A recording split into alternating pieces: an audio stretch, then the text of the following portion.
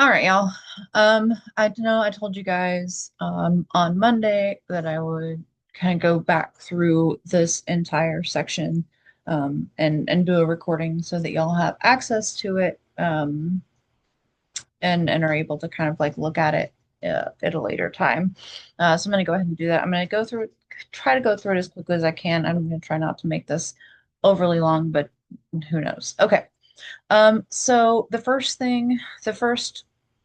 developmental period that we're going to talk about is early childhood, and what it looks like in loss when we lose the death of a caregiver, the loss of the child's own health, and then the birth of a sibling. And these are all different types of losses at early childhood.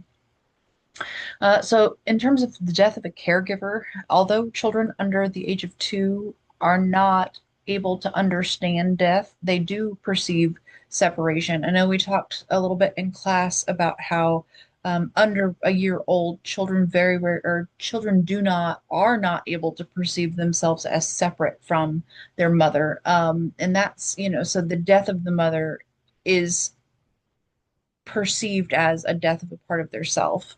Although, again, this isn't language that they have for quite yet. At this stage, the thing that has the biggest impact on the child's mental or spiritual health moving forward is how the remaining parent or caregiver handles the situation. What the parent can do is be there and be steadfast. We recognize that we're not robots, right? Imagining, if you are a caregiver and you lose your spouse and your child is, under 2 or 3, that's a lot to handle. So I'm not saying, be a robot and don't be stressed. Just the better you can kind of handle that in front of the child, the better able the child is going to be to handle that situation. Children from 2 to 4 seem to view death as more of an abandonment and potentially reversible, which kind of helps explain some of the regression we see often in children.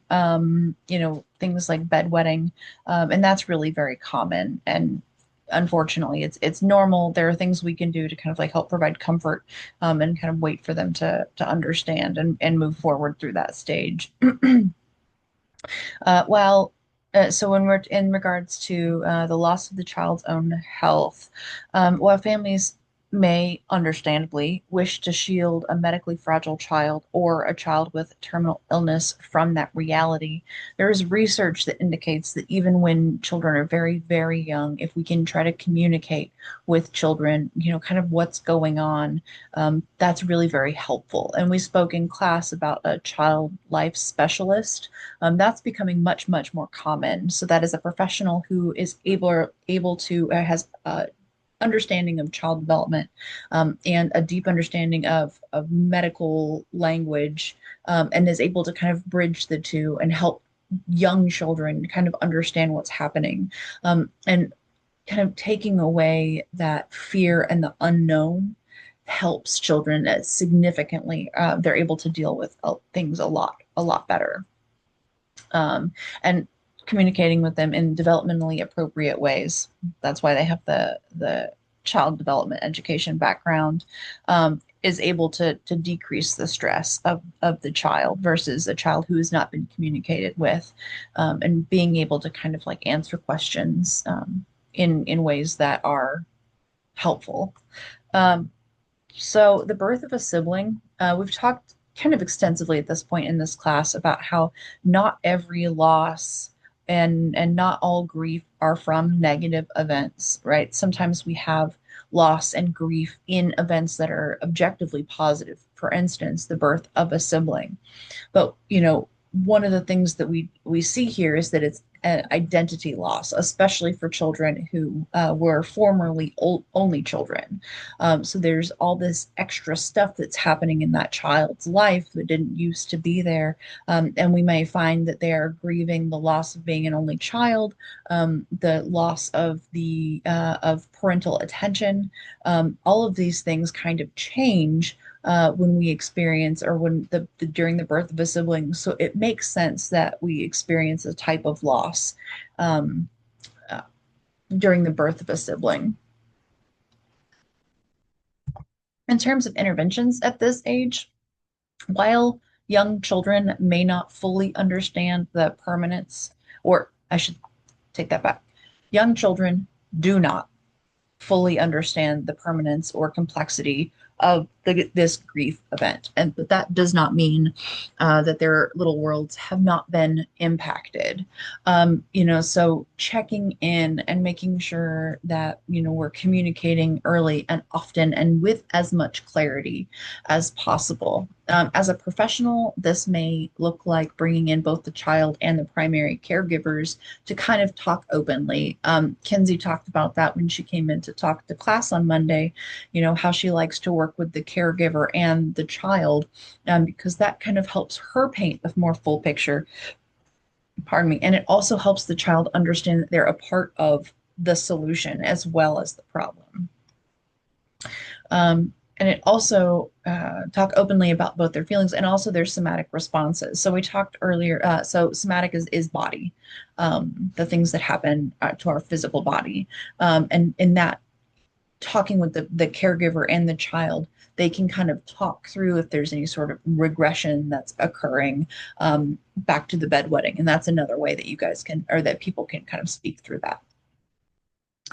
So acknowledging and normalizing that the change that the child may be experiencing and kind of what it feels like and what it looks like, encouraging the caregivers to model openness about the way that the change or the grief event, whichever it is, has impacted them, and but appropriately, right? So what we're talking about here is this grief checkup where, in a professional sort of environment, if, you are the therapist and you're saying, okay, to the child, how are you? What are you doing? And the child's like, well, da, da, da, or, where maybe we're doing play therapy or coloring or art or what have you.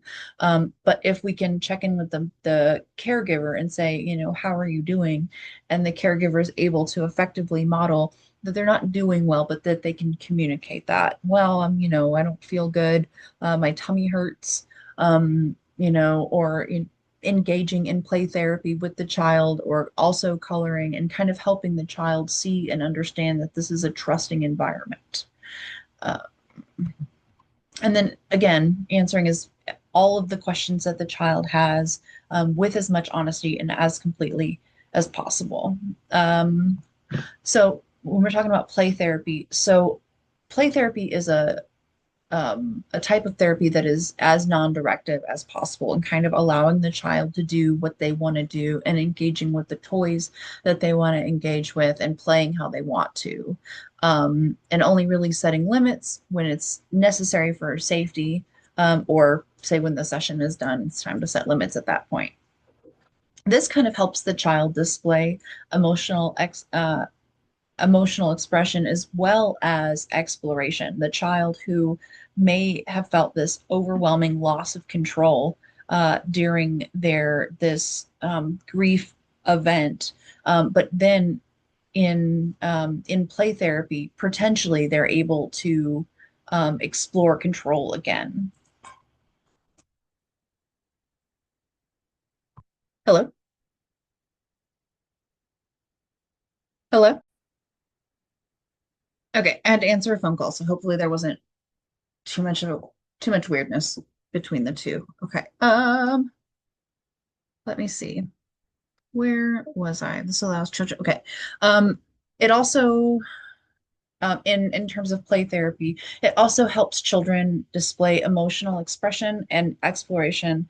And for kids who don't yet have verbal skills to kind of show and talk about the things that they're experiencing or have experienced, then this can kind of help the therapist understand where the child is at emotionally, mentally, psychologically, all of those things. We can kind of see if there's anger or frustration or fear or the happiness or how the child is being impacted without necessarily having to understand the language that the child is using, or the child doesn't have to have the language to help the therapist kind of understand.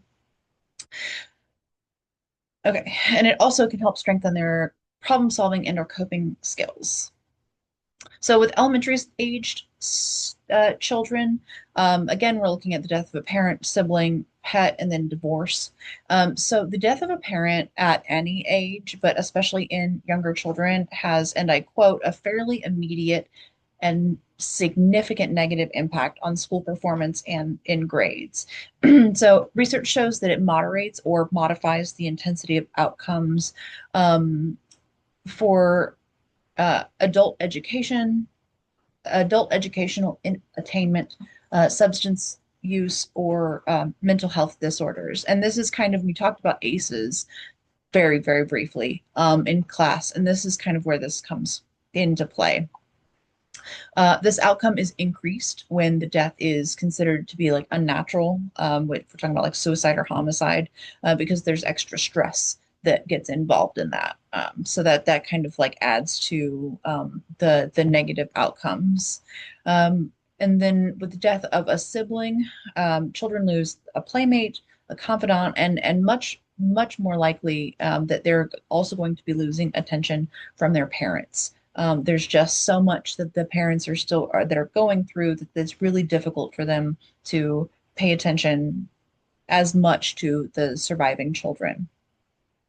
A study found that children who lost a first degree relative in the nuclear families, like a parent, a child, or a sibling, child, between the ages of 7 and 12 had lower stress resiliency scores even into adulthood. So even you really see the ripples of this impact far and away into the person's life course. So the death of a pet, this is generally people's first experience with death and loss, and the way that the caregiver or the rest of the family views and reacts to this death really kind of sets the tone for how that person may react to death and grief as that person gets older. So if the caregiver is loving and empathetic and shows grace in these moments and models healthy grieving behaviors, you know, taking time to slow down if they cry or if they're sad or if they need space or if they're mad, even all of these things are appropriate in measure. And so modeling that is really very helpful. Conversely, non-recognition of the event, if the parent's like, oh, it's just a dog, it's just a cat, it's a bird, it's a praying mantis, whatever, that can really negatively impact the child because it tells the child that their feelings, their grief is not important, or that death is not important, or that these events, their grief is not important. And that can really have long-term issues. And the children may get the message that mourning is not acceptable, and they may kind of privatize that in a way that's not helpful. In terms of divorce, so while divorce is fairly common, that does not mean that it's easy to go through and that it does not impact children. It impacts everyone. So since children tend to engage in like omnipotent or magical types of thinking, it's very common for children to feel like it is their fault or that they're responsible for that divorce. And this can be further exacerbated in, messier separations or separations where child custody is at the crux of the issues, or that becomes the crux of the issue where the parents are kind of fighting over that. That can kind of magnify the child's response and start where they start to feel like they are responsible for this separation. Divorce causes a lot of related issues as well, loss of family structure, routine, financial well-being, and their assumptive world, who they are, what they believe is happening. And especially if this is the child's first loss, it's a very rocking moment. And again, like we talked about in class, where you may also lose much of your support system. You may lose your religious community. You may lose parts of your family who, for one reason or another, cannot or will not cope with the divorce, or maybe you don't see this side of the family as often anymore, so you lose those people. I mean, there's a lot of ripples. In terms of interventions, so children, especially elementary school children, are primed developmentally to want to seek to engage with their peers, which is why a lot of the interventions for grief in elementary aged children are designed to be done in groups. And that's kind of the basis, the foundation of that. So encouraging children to attend a bereavement group can reduce isolation. It decreases the effects of disenfranchised grief by helping children interact with other children who are in kind of the same boat. And especially when that group includes children who are kind of further along in their grief.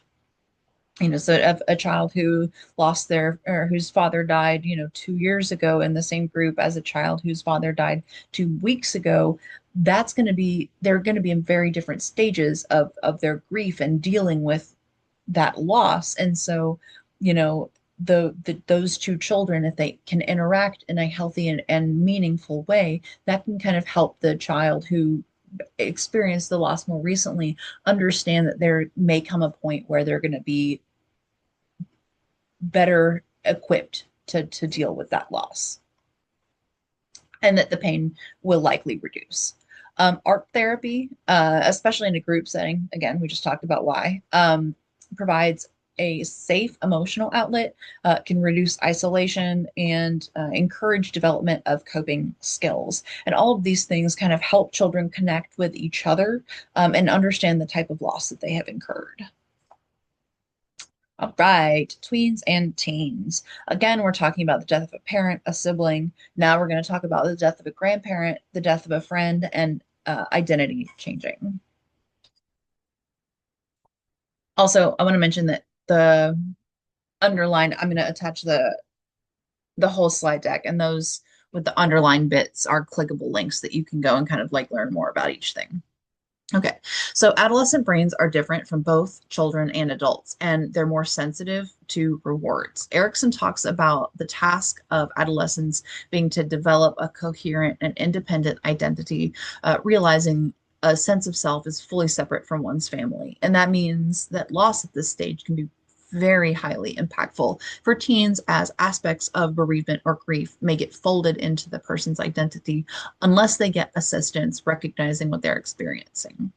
Adolescents who experience multiple losses may, whether consciously or unconsciously, begin to view themselves as angels of death and accept that as part of their core identity. And this can impact the teen's ability to attach and form secure bonds with people in the future. So we talked about this a little bit in class, where, because the tween and teen are now kind of figuring out who they are, how they interact with the world, what their identity looks like, who they want to be, how they want to act, and what their personality is. And so they're kind of creating their person at this point. And so if you have several close losses, this can be folded into their identity. They may not be able to separate who they are grieving from who they are if, as they're making their identity, that grief becomes a part of who they are.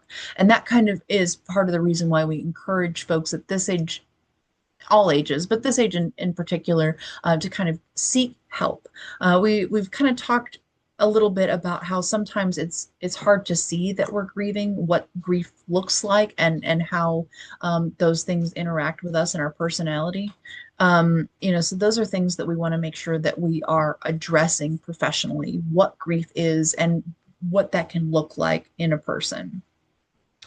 So the death of a parent, the dynamic in a family changes when a parent dies, and that death is immediate, and it tends to be a very deep loss and a big change.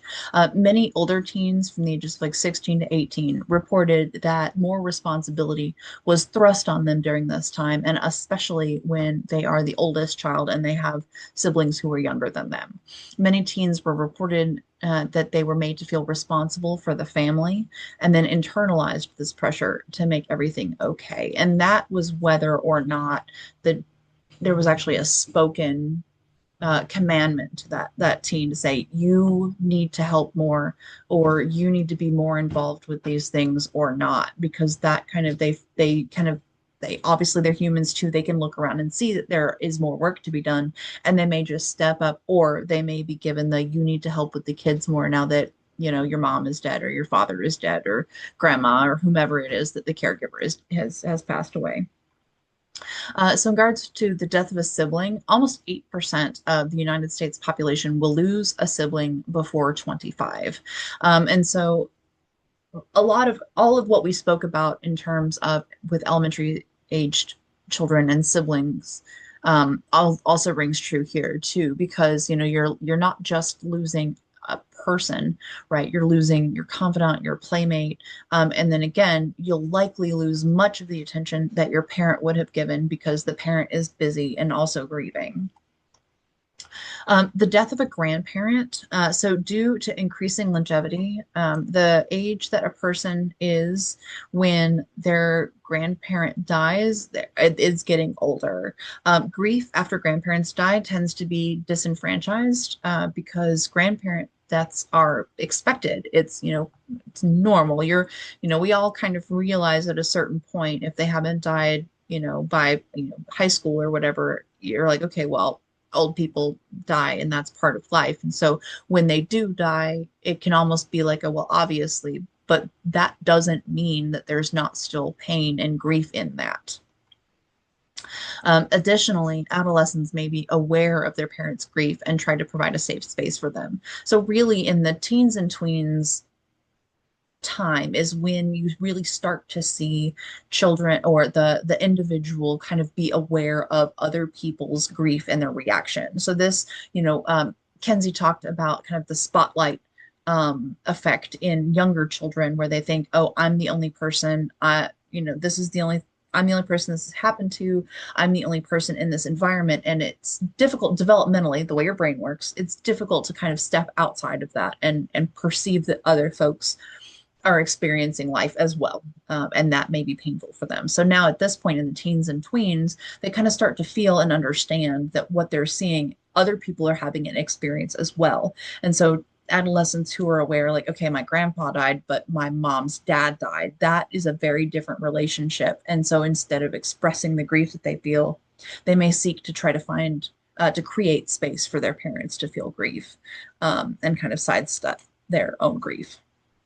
Okay, so death of a friend. So almost 14,000 adolescents aged 10 to 19 died in the United States, mostly due to motor vehicle accidents, drug overdose, or unintentional injury. And that there was a year in that. I'll try to see if I can look that up and put that underneath. I think that was a single year.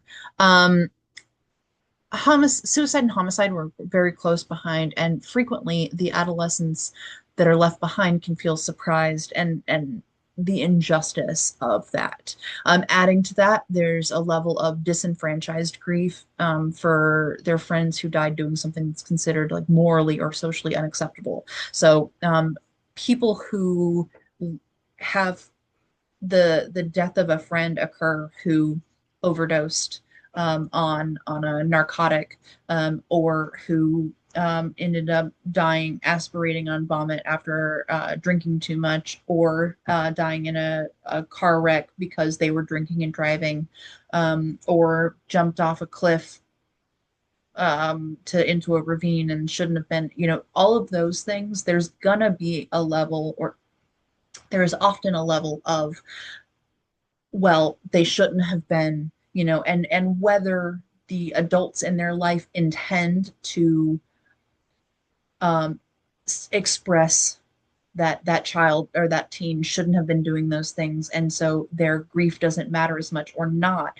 that tends to be read. So if their friend died by suicide, they shot themselves, and then the parent, or the caregiver for that child is like, well, I'm sad. Like, well, they shouldn't have killed themselves. That was, so there might be a disconnect there, whether it's intentionally or not, and that kind of can cause more, what's the word, friction in terms of getting the support that they need. So identity change, when one's social identity groups or personal characteristics are devalued, youth struggle with identity consolation and a healthy self-esteem, and they may become distraught or impulsive.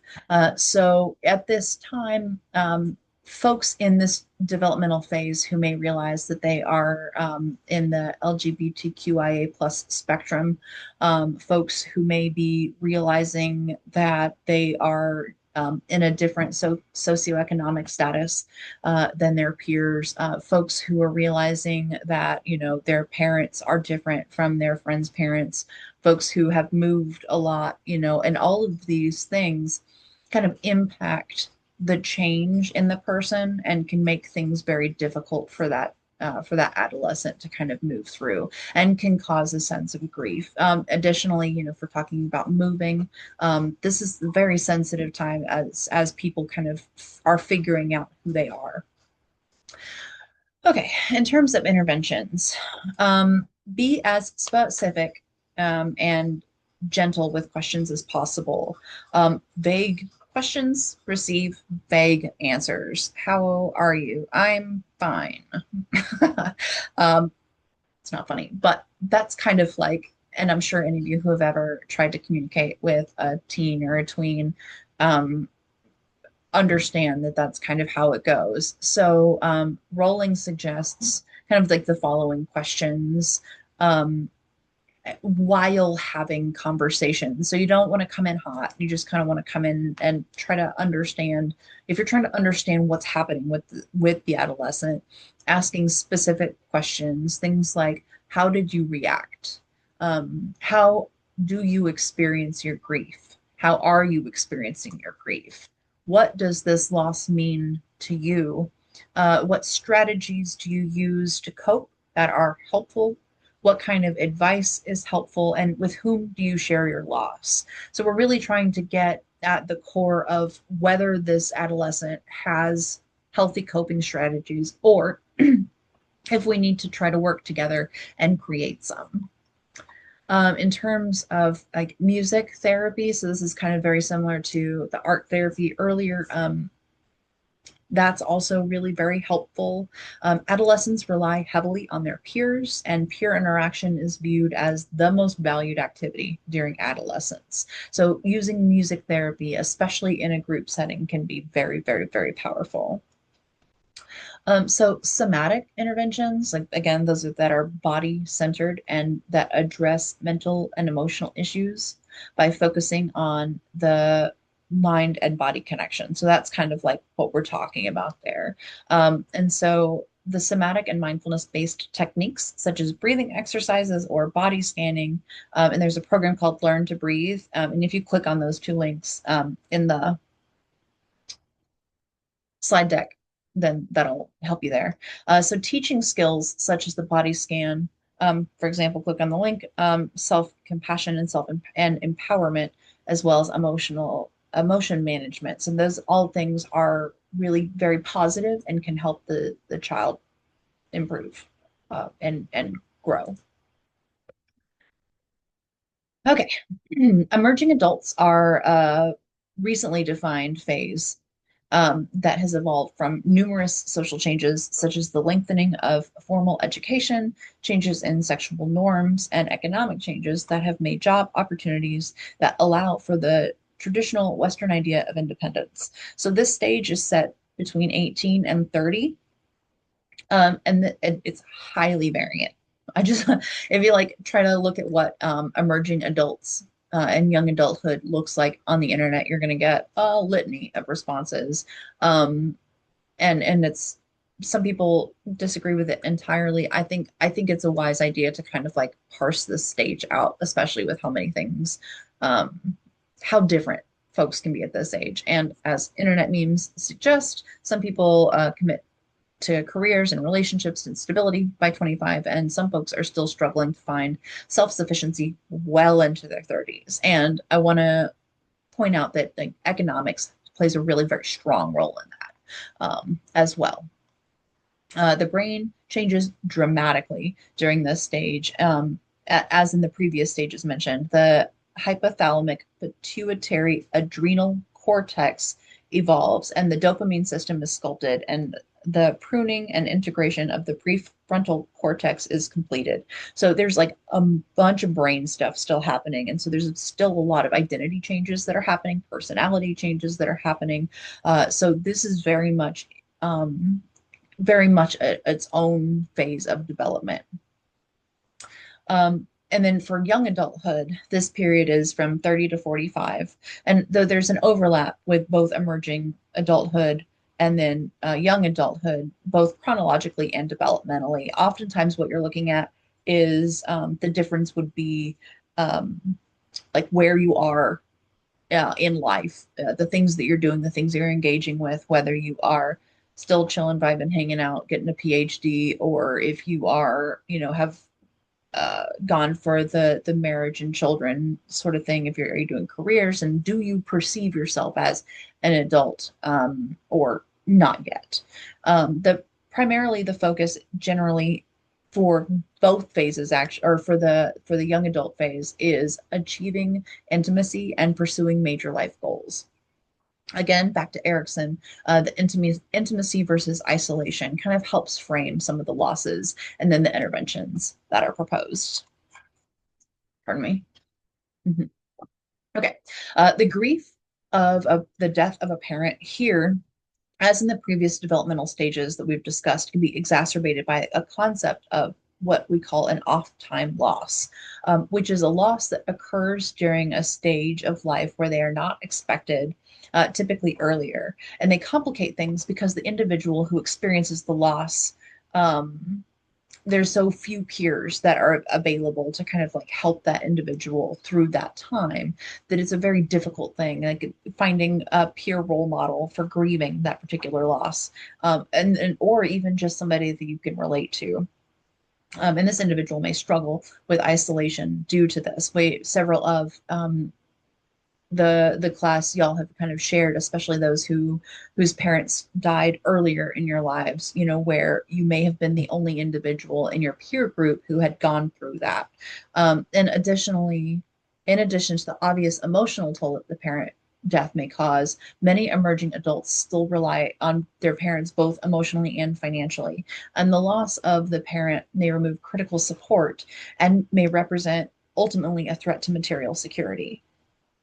And while there's often this kind of shame or attempt to disregard like material things, life is very, very, very, very much harder if you don't know where you're going to live, if you don't know how to pay your rent, if you aren't sure how you're going to get groceries, you're not sure if you can go to the doctor, or, versus I know where I'm going to live. I know I can afford my phone bill this month. I know I don't have to worry about, buying books for class. Those two things, those two realities are very different in terms of the stress level. And if as you lost your parent, you also lost a person who is helping support you, that can be very, very critical. And as this tends to be a very busy phase of life, many emerging adults report that they simply threw themselves into work or school and then didn't end up processing this loss until much later down the road. And those that were responsible for estate and funeral arrangements reported stress that had incredibly negative impacts, negative physical and emotional tolls on their bodies. And some reported that their identities had shifted as well.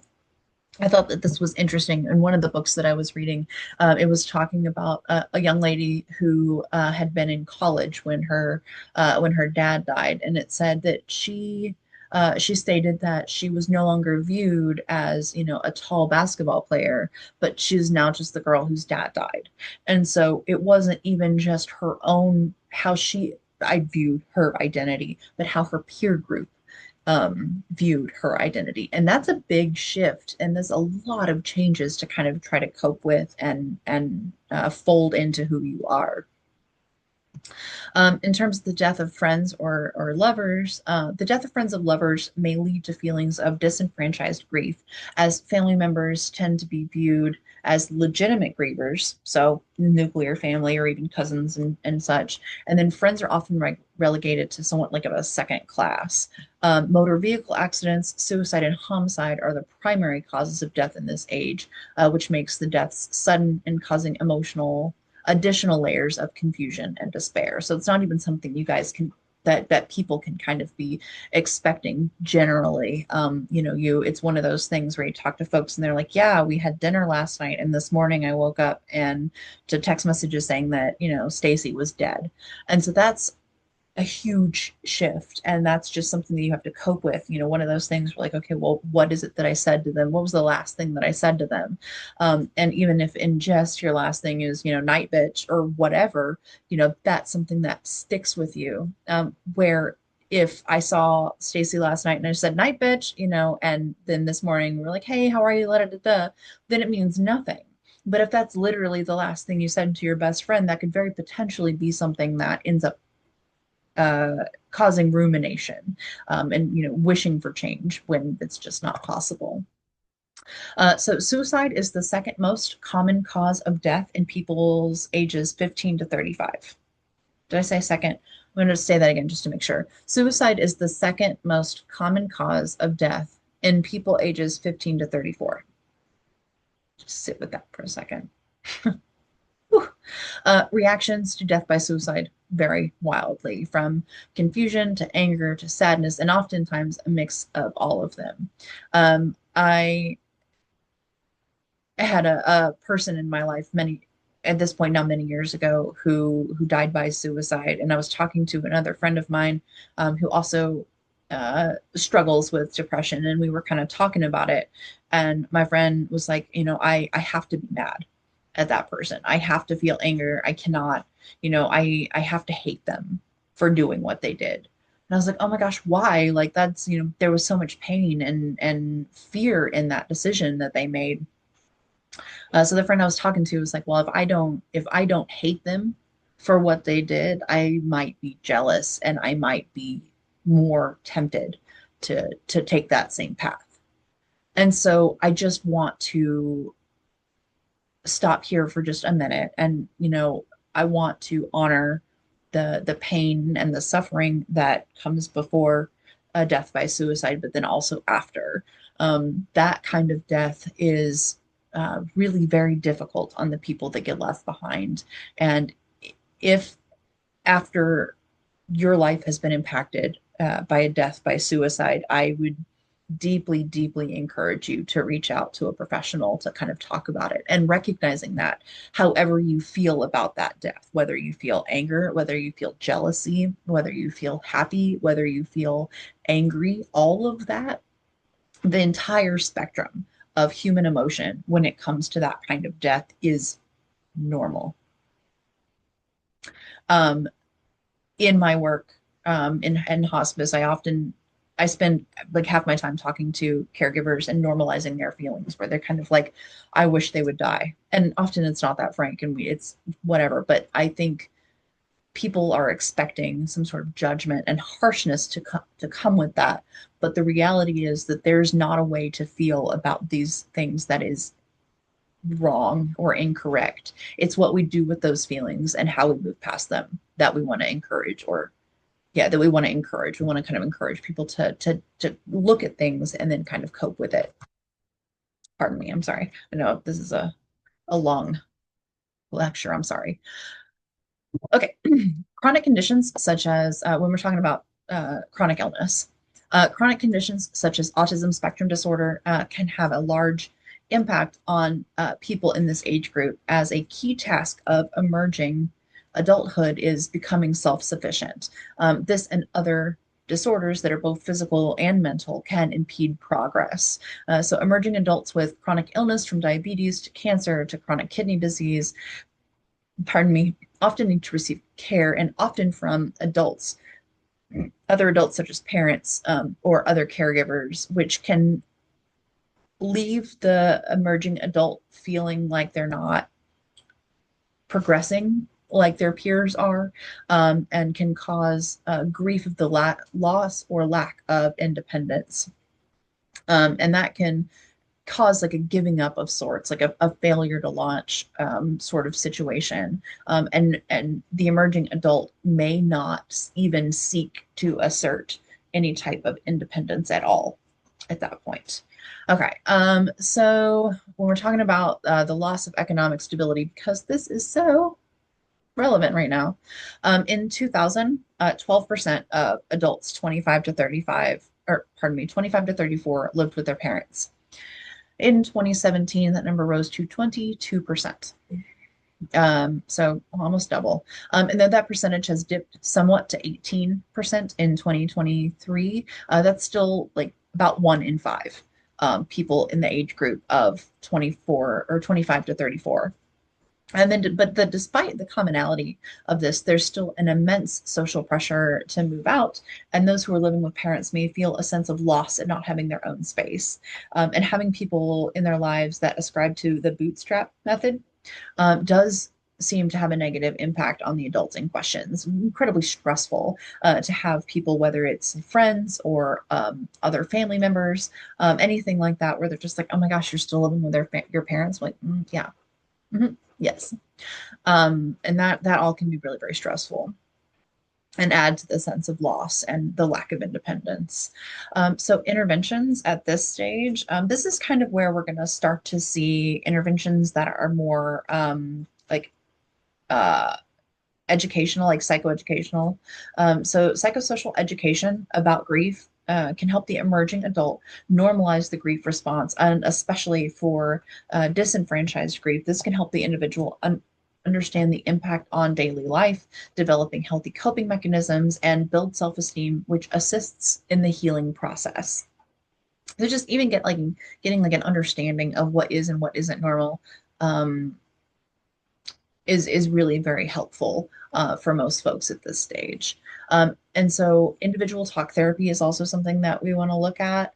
And while group therapies are still very helpful at this stage, emerging adults may find that individual talk therapy is very helpful as well.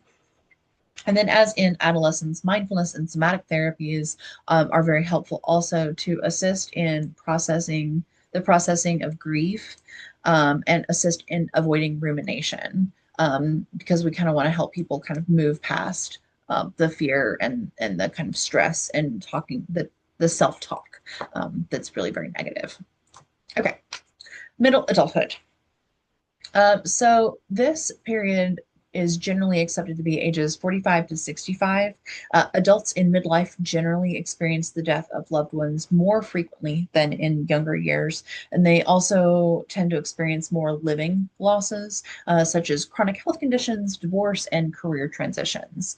And then, so this period of time encompasses the lowest point but then the beginning of the climb up of the U curve of happiness theory, which says that on average, um, well being is high for people in their 20s, decreases in midlife, and then rises again as people enter the young old stage. But due to changes in global economics and climate, like just in general, like the stuff that's happening in this world, this theory has many more researchers finding that those in their 20s are no longer have the highest sense of well-being. So while the U curve of happiness theory has been a fairly well-respected theory in gerontological spaces for years at this point, theorists are now kind of looking at it and looking at people and looking at the world and thinking,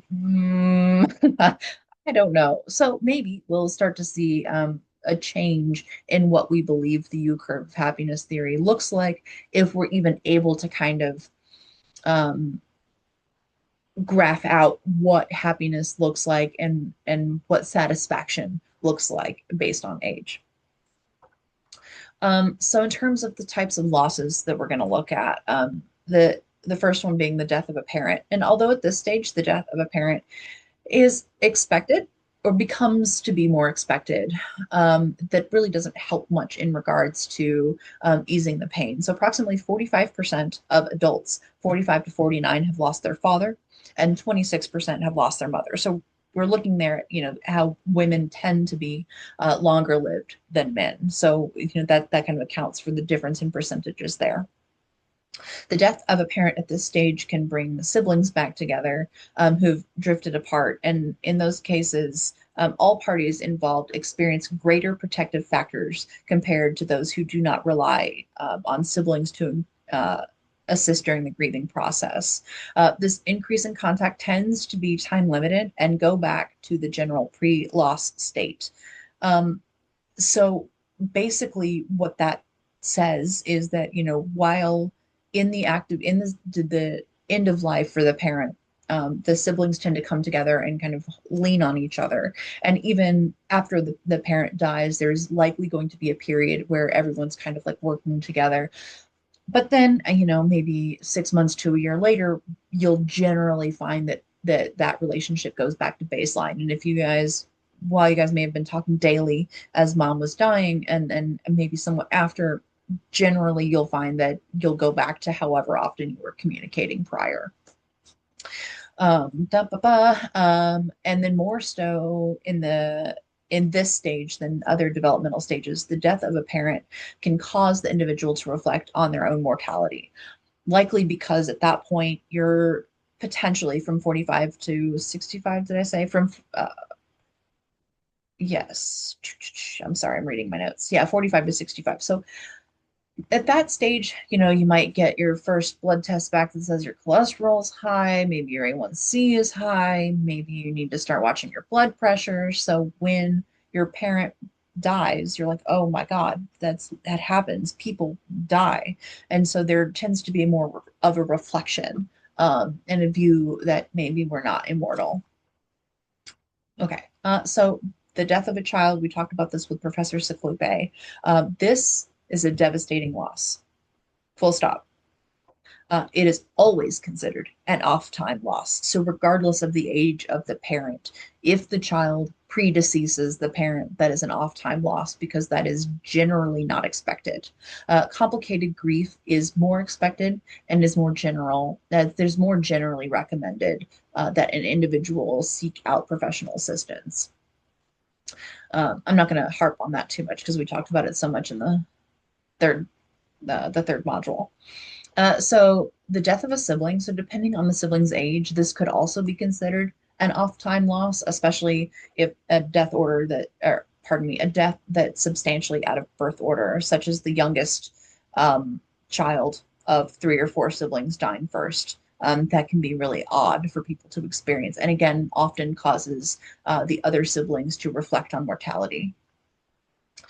Um, this is the first stage where one of the major themes, types of losses that folks might experience is parental physical or cognitive decline. Um, Not that this doesn't happen at all in younger developmental stages, but you start to see it more generally in this one. Adults in the stage of life tend to have parents that are in their 70s and 80s, and adult children tend to be providing the most amount of care. They're often the primary caregiver, and caregiving requires considerable time and resources and is a chronic stressor.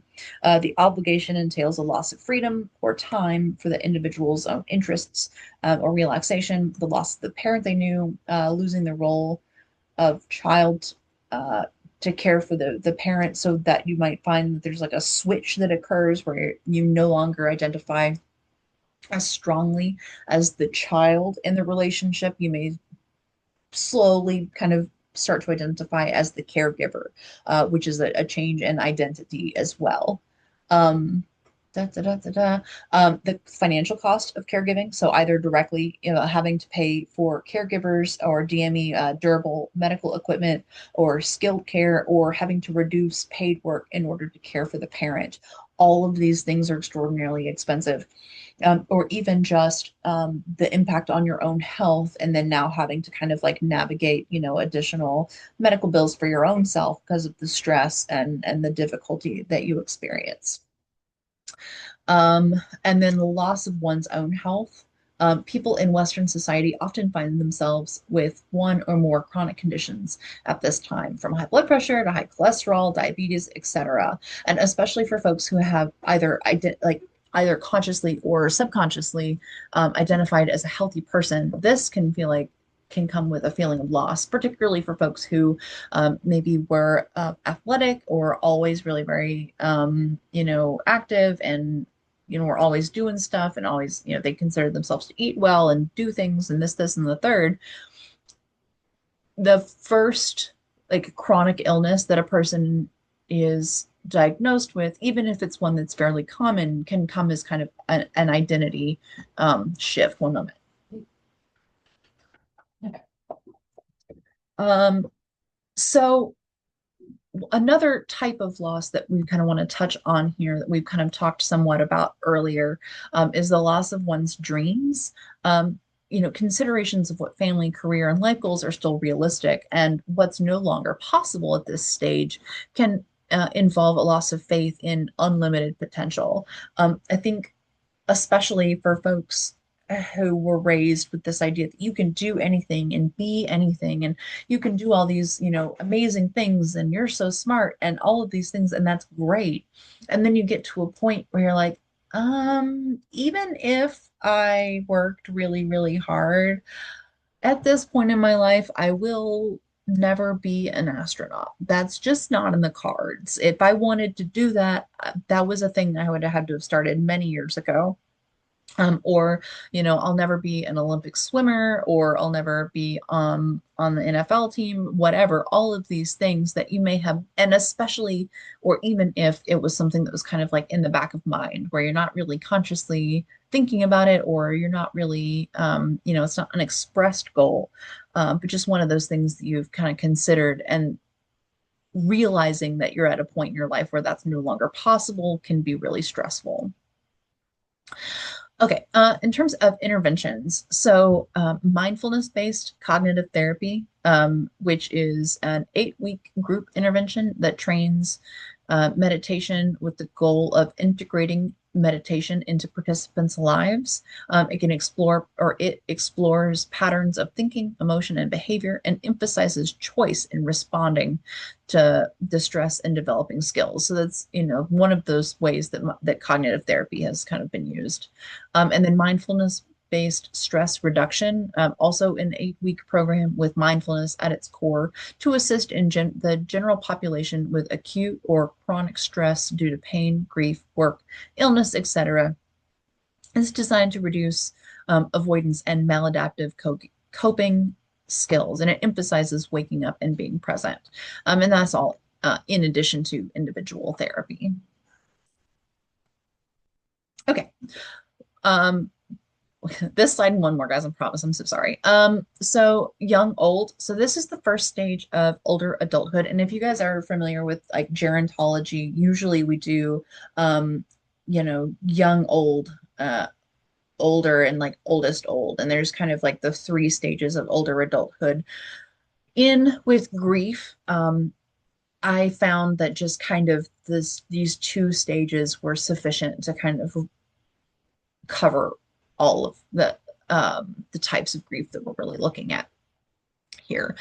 So the young old is the first stage in older adulthood that we're talking about. So we're looking at 65 to 84. And good adaptability in older adulthood not only depends a lot on health status and social support, but also requires an adjustment to aging that avoids internalized ageism and that which internalized ageism kind of jeopardizes and causes resistance uh, or prevents resistance to depression, loneliness, and existential concerns that often arise as humans accumulate losses in the form of people, ability, and aspects of identity.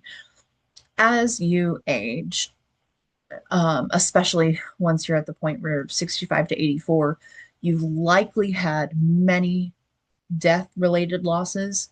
You have certainly had many identity related losses, and you are probably dealing with losses of your own physical and mental ability. That starts to wear on you. If you don't have the skills to deal with that kind of head on and really address that, that can become really very heavy. And it can be to a point where you may not even know where to start.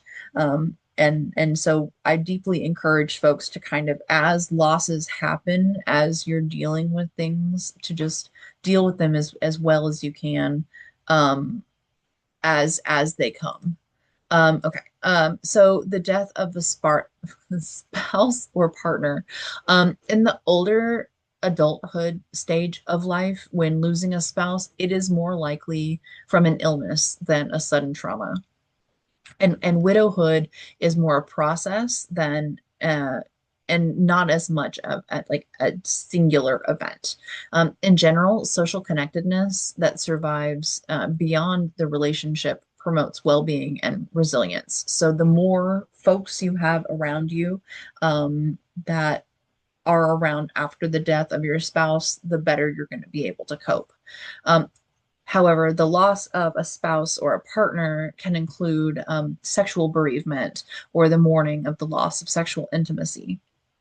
One study found that out of 104 women that they interviewed, 72% anticipated missing sex with their partner. I just very quickly, a shameless plug. In the spring, I'm going to be teaching an older adult sexual health and wellness course. If you have interest in learning about anything like that, please don't hesitate to reach out. And obviously, you can just sign up for the course in this for the spring too, if you're interested. Uh, I'm going to try to make that. I'm pushing for that to be in person. I feel like that would be a better delivery method for that. Okay, so death by suicide.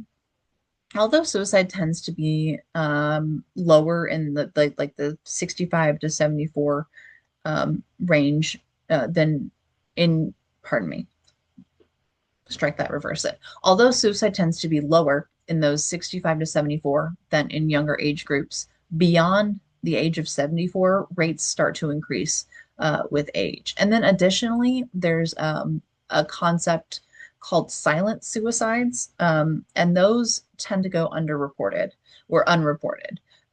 Because it's caused by self-neglect, things like self-starvation or dehydration. So just folks just they just stop eating or they stop drinking. Maybe they stop taking their medications because like active suicide is not something that they feel that they're able to do. Um, but if they just stop drinking or if they stop taking their medications, that's a type of suicide. Suicide at this stage is less often a result of psychiatric disorders, but is often because of things like bereavement, which can be complicated by substance use problems, chronic pain, declining function, and social isolation.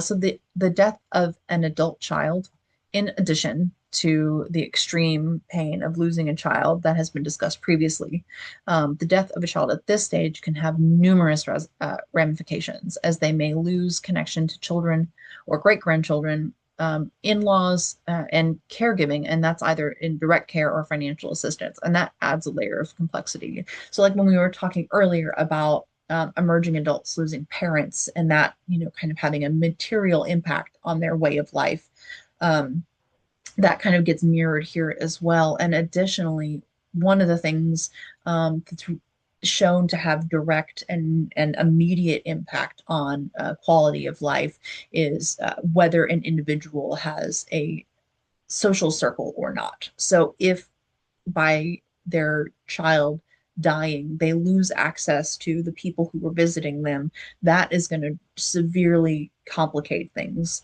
and add complexity for whether that person is able to grieve appropriately and kind of move past that loss or not. Or not. So the death of contemporaries, or otherwise known as friends, at this stage, or like relatives of that of their own age group. So at this stage, death of relatives and friends of the same age and stage tends to become more commonplace. And this has two major effects. First, the cumulative emotional effect of so much death and loss can be staggering. That I get that a lot when it's an older adult couple who one is a patient and the other is a caregiver. Like they're like, my sister died earlier this year. His, best friend died, our neighbor died, and then, they talk about 5 or 6 losses within a very short period of time. They're just like reeling, and they're like, now my spouse is dying, my partner is dying, and I'm not even sure. I haven't dealt with the first set of losses. Like, I'm not. How do I cope with this? So again, taking as much time as it happens to kind of address each loss is very important. And then secondly, the social group shrinks. So the individual has fewer people to rely on for emotional support. So as the cumulative emotional effect gets larger, their social support gets smaller. And so they're left with fewer people to kind of rely on to help them through these losses. So social and physical changes. This is the stage where most people start to transition from work, either full-time or part-time or whatever, into retirement, and they start to see more pronounced changes in their bodies. Many people begin to have one or more chronic illnesses, and even positive changes, such as becoming a grandparent or moving into a more volunteer-based role in their community, can have a big impact on the self identity of an individual. A person who is high in things like self efficacy and self acceptance, as well as are more mentally and emotionally engaged with their community, with themselves, with their social circle, are going to be more likely to be able to roll with the punches as things change. I mean, this is a huge, this developmental milestone, this set of time is a really big set of changes that occur. So in terms of interventions, so one of the theories that we talked about in the first lecture, and I think we've gone through it again, I can't recall specifically, is like the dual process theories. So a dual process group, so the dual process model theorizes that there's like an oscillation process that happens after a loss. And so there are times when we are more loss oriented, where we're dealing with the loss, where we're kind of coping with grieving, where we're, sad, and then there's the restoration orientation, and that's how we're adapting and adjusting to these new roles. We're engaging in play, we're engaging in joy, and recognizing that those two things are both grieving, and where we're recognizing that we need to be able to attend to the grief and be sad, and also recognize life goes on and joy is possible, and not just possible, I guess I should say, but normal, and something that should be occurring during the grief process. You don't have to wait a certain amount of time to feel joy after a person dies.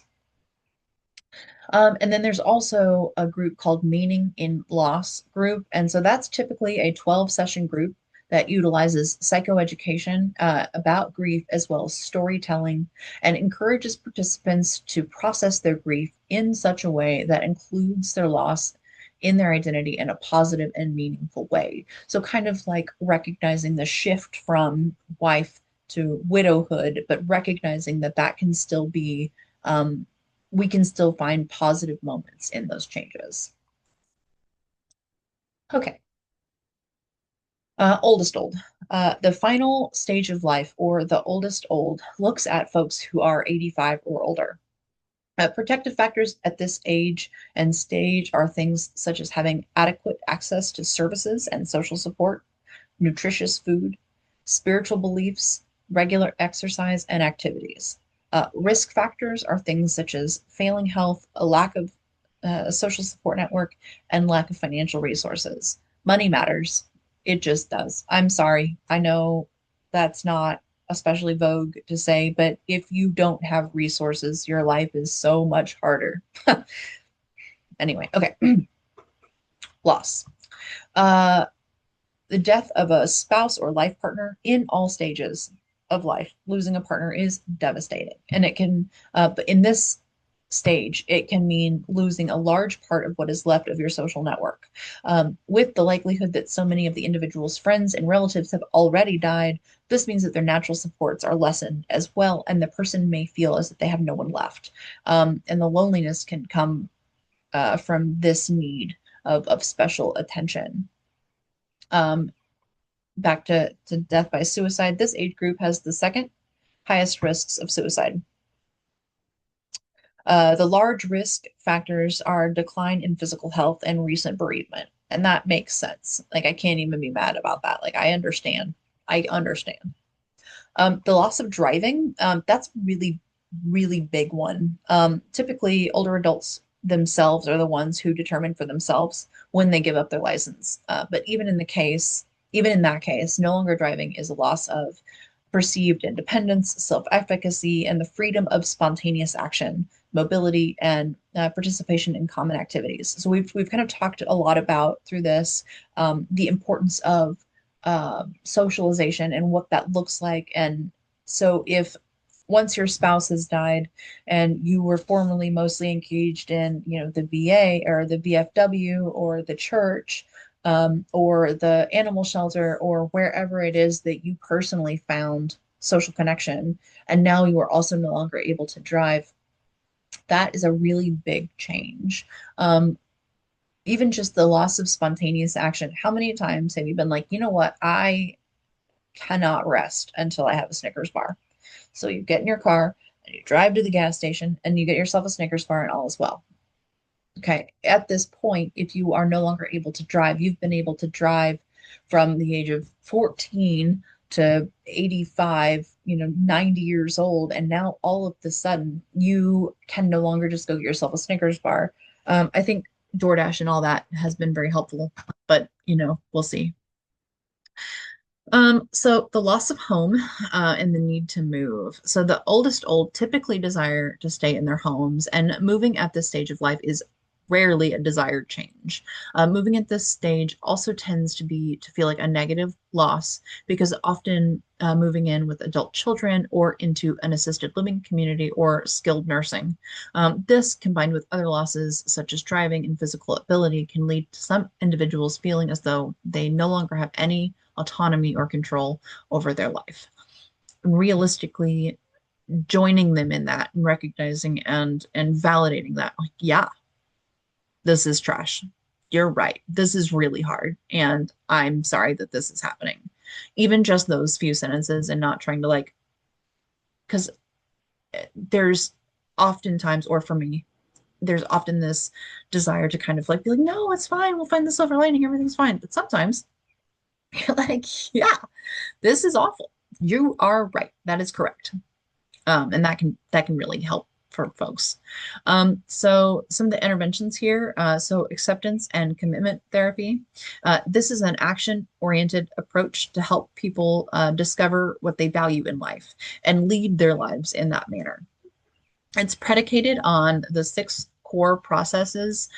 So contacting the present moment, just being here now, diffusion, kind of watching what you're thinking, acceptance, opening up, self as context, awareness, values, and then and knowing what matters to you, and then committed action, doing whatever it takes to align yourself with your values.